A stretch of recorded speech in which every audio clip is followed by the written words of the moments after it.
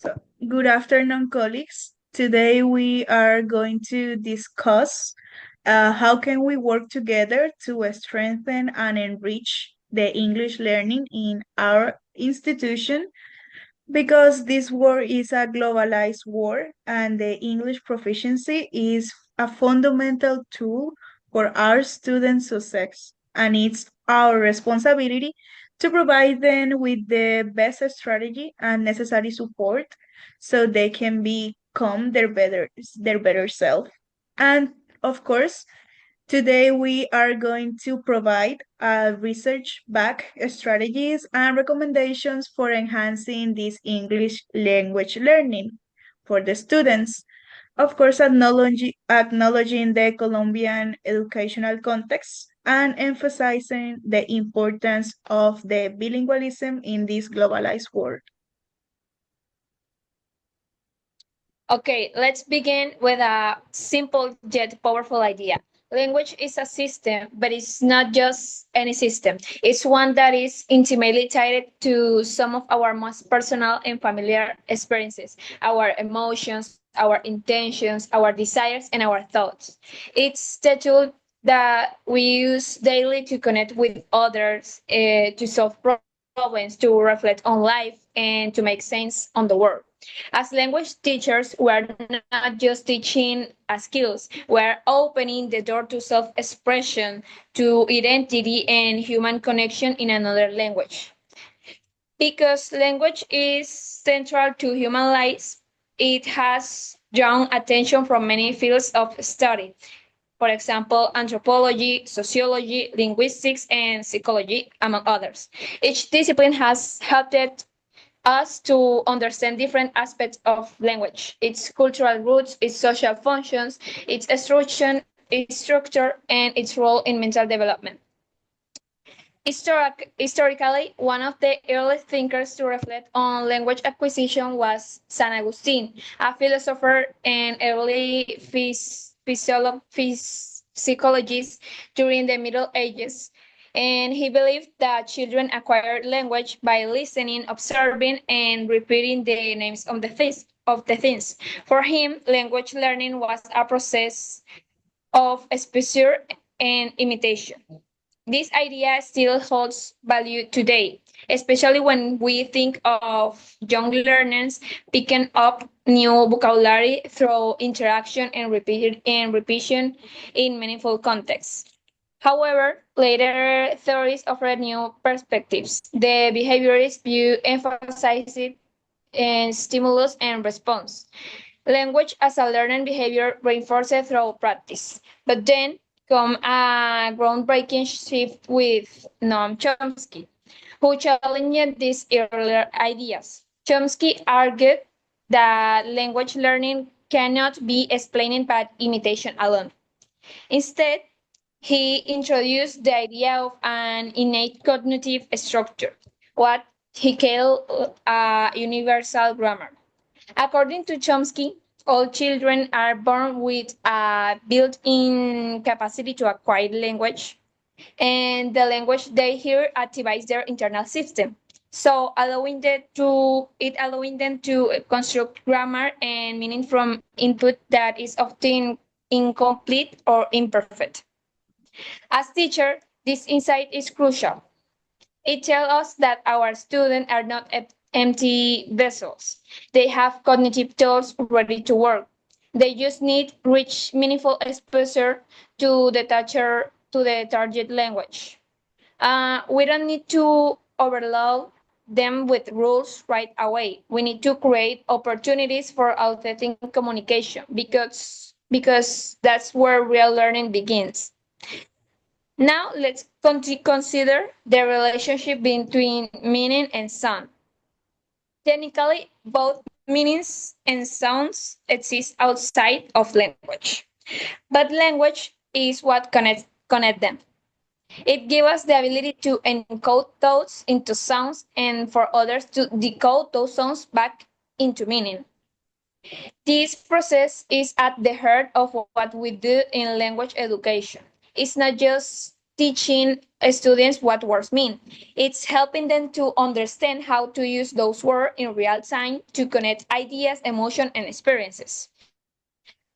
Looking at early language development, we find even more insights. For example, when babies engage in what we call photo declaratives, they use objects or gestures to get an adult's attention or to share something interesting.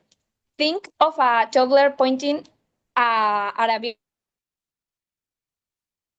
bird, like in the image, and looking back at their caregiver to share the moment. That simple act is full of intention, connection, and communication, and it's the foundation of language use. These early behaviors show us something powerful. Communication comes before formal language, and that's a big lesson for us as teachers. Sometimes we get caught we get up in grammar charts and vocabulary lists. But real communication often starts with gestures, emotions, images, and shared moments. These are things that we can use in our classroom to build language from the ground up. And here's another fascinating fact: babies prefer human voices and faces over other sounds and stimulation. From the very beginnings, humans are drawn to interaction. We are wired to connect with others. This tells us something essential about language learning. It's not just cognitive, it's deeply social. That's why our classroom need to be interactive, dynamic, and have the space for learn the language and use it in real communication, not just for completing like exercises or passing exams. So what does all this mean for us as bilingual and multilingual educators?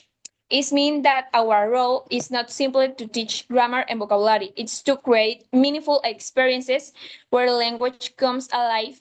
And it means that understanding that language is both instinct and experience, that our students bring with them an innate ability to learn, but it's our responsibility to provide the right environment for the learning to flourish.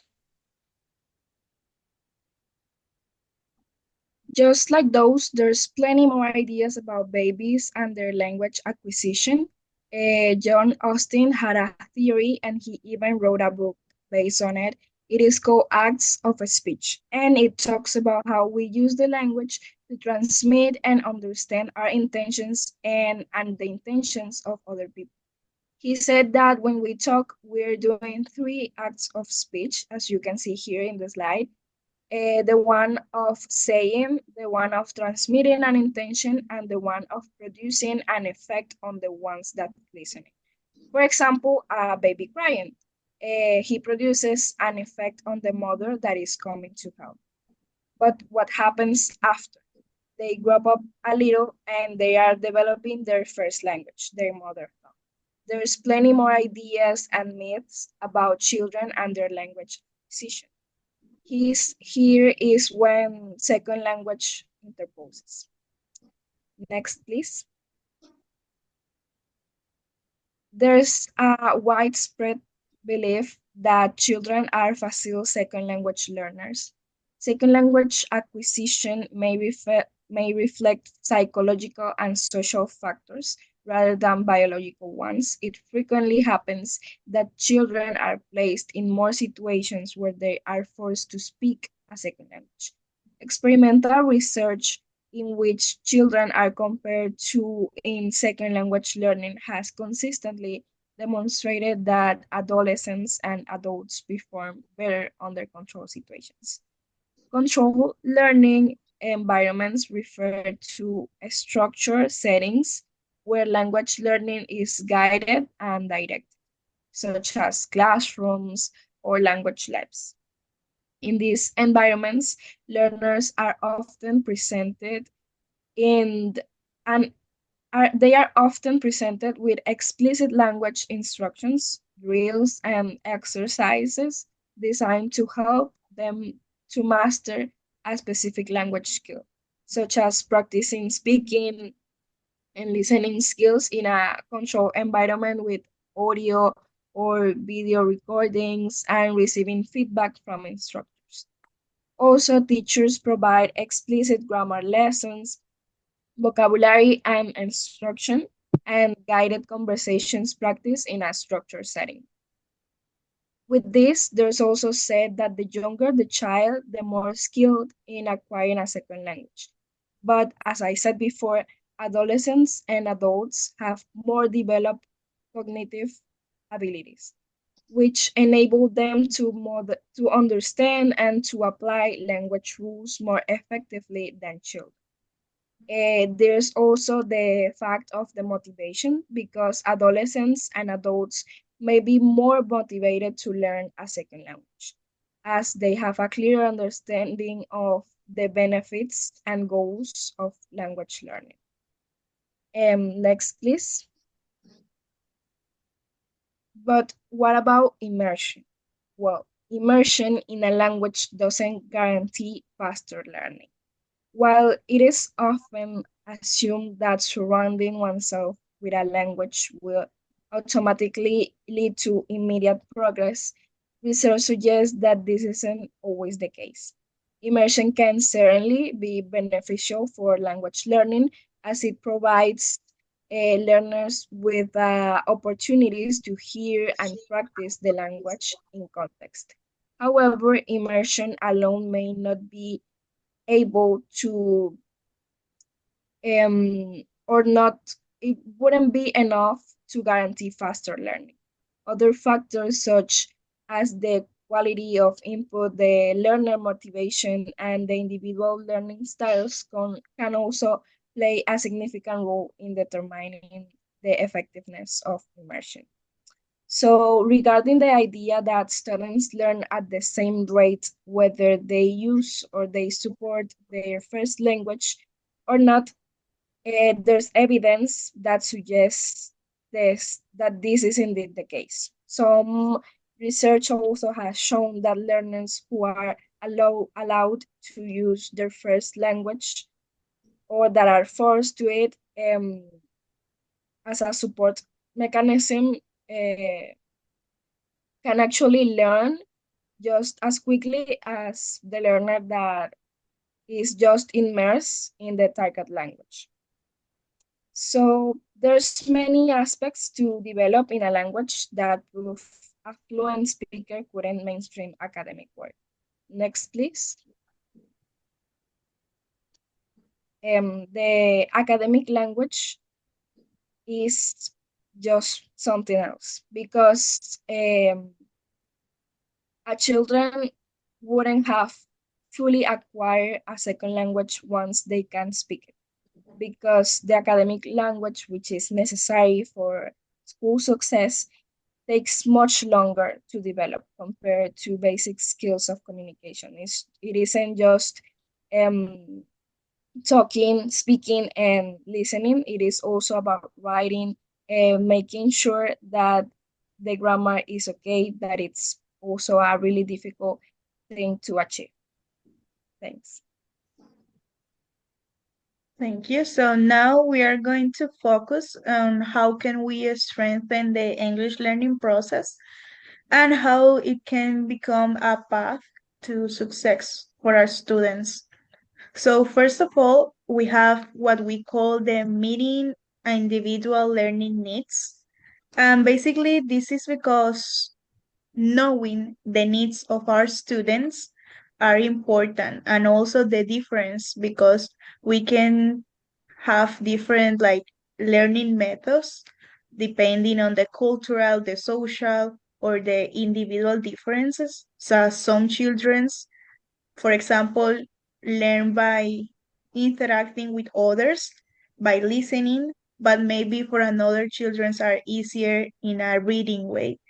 So here we have like the first is the cultural context. It is very important to know a cultural context when we approach a learning process of a language because some cultures emphasize collaborative learning while others prioritize individual study.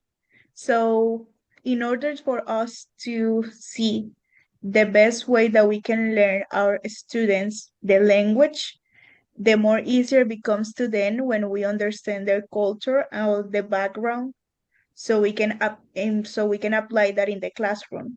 Another important difference to know is the social difference, because the social backgrounds makes a big impact in this access to resources or learning opportunities.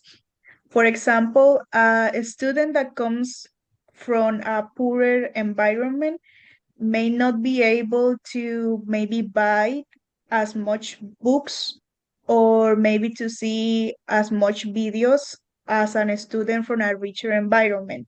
So we need to be able to identify that difference and apply strategies to help that student that is maybe in a poorer condition so he can be at a newer or like a nearer like status as the other student that has more ways to have and more resources to access the resources.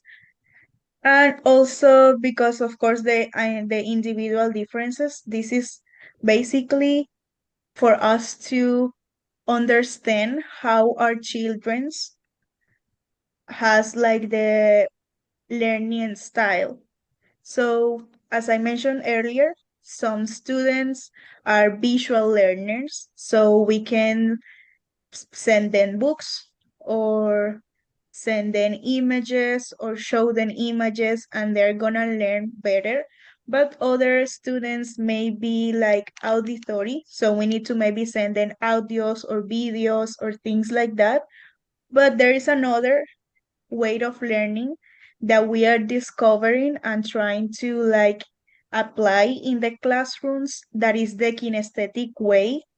And this is very important because it's not that common, but it can happen, and is how the students learn through doing things. For example, there are students that they need to walk while they read something, so they can have that in mind and they can focus on that and actually see how it's done and get the knowledge of the lesson. And of course, the another important aspect of the individual is the personality, because for an extroverted person or an introverted person is not gonna be the same way for learning. So that is something that we need to see and give them basically the best way of approach. Another important thing is how we can build the language proficiency. And first, we have like the meaningful interactions that are authentic communication. This is a very important one because the communication styles, as we may know, there is like a direct way and an indirect way. So in this like high context, it's gonna be different for them. And also we need to see like the non-verbal cues that can be influenced on how the language is used and understood. Because in this process is very easily to get like misinterpreted, and more if we are working with children from a younger age, and that can lead to then not be interested in what we are trying to teach them. So we need to see like a good way that we can communicate the things that we are doing, how we are gonna do it, and what is the meaning for that, so they can be more interested in that lesson. The by second one, we have like a rich language environment. And as my partner Daniela mentioned, this is very crucial for the learning process, because if we expose the children to this language more frequently, they are gonna catch that better. Of course, at first it's gonna be a little bit difficult because still is a new language, but with time they're gonna get used to it and they're gonna start working with it. That is what we're trying to achieve. And the consistent exposure, the regular practice, led them to feel more comfortable and more confident in their process. and it's gonna help them to actually use the language. So of course we need to prioritize communicative activities, not only with us, but actually in groups. We can let them work in pairs or on larger groups, centered projects or activities so they feel confident like to speak the language. Also, we can use diverse language resources. We can use books, we can use audios, videos, movies, and we can find what they're interested in and try to use that to help them study more. And of course, we need them to practice the all important skills like the writing, the reading, and the listening, and the conversation that is very important. Next, we have the importance of supports. This is one of the causes that we need to have more like in ourselves to give our students, because if they don't feel support by us or by their families, they're not gonna be interested in learning. So by basically here plays the mind also, because if we don't provide our students with a good emotional support, that is the first one, when an environment where they can feel safe or they can feel comfortable and they can feel that we are hearing them, they are not gonna be able to focus because they're not gonna want to be there. So we need to make like an emotional support for them so their learning process in this new language not to be as challenging or frustrating as it can be when they are on their own or alone. So by creating this safe environment is essential, because of course we need to be patient, we need to encourage them, we need to celebrate their progress. Also, the inclusion is very crucial in this support, because making students, as I mentioned, feel valued and included in this environment is gonna make them foster a sense of belonging, and it's gonna motivate them to learn. And of course, this involves like creating the opportunities for them to share their cultural backgrounds and to connect with the other classmates so they can help each other in this process. Then we have what we call the power of bilingualism. And in this one is basically because the bilingualism enhances the cognitive flexibility and allows the individuals to switch between the languages and thought processes.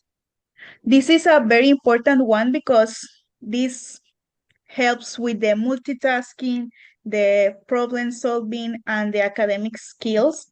In the problem solving, the bilingualism enhances that flexibility that they have in their minds and allows them to switch between the languages and strengthen that.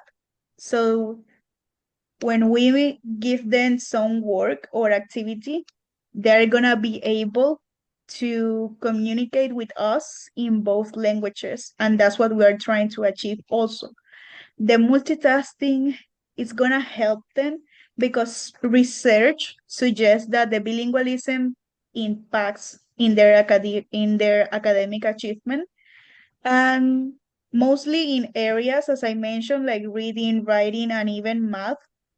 And that is going to help them for their future because they're going to be more successful in what they want to do with their life.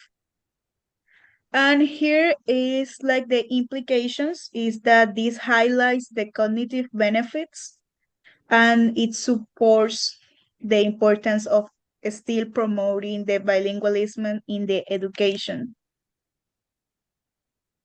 So next we have how we can support this bilingual education.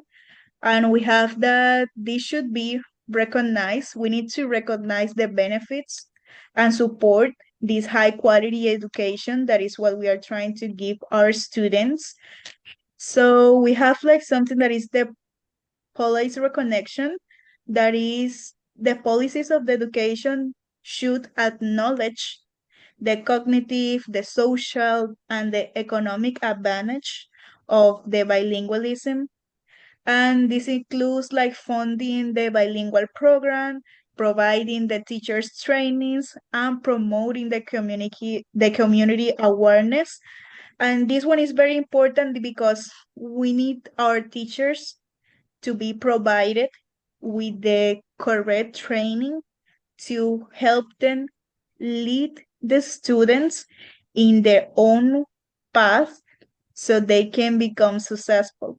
Because if we don't start the progress or the process from us, and we don't get the correct education, we are not going to be able to give that to the students, and they're not going to be able to take the advantage of this bilingualism. So it's important that we train us first, so then we can teach them better. And this goes along with the high quality of the bilingual education, because these programs requires a well-designed curricular, qualified teachers, and adequate resources. If we don't have those tools, we cannot improve that. And the teacher training, very important one, as I mentioned, we need them to be specialized not only in the bilingual education methods, but also, as my partner at the beginning mentioned, at the language acquisition theories. We need to be able to understand that so we can apply it to our children, and basically the culturally responsive pedagogy. And the implication is that by investigating this bilingual education, it can lead to improve the academic outcomes and enhance the cognitive abilities, and basically greater a cultural understanding. Thank you. Thanks.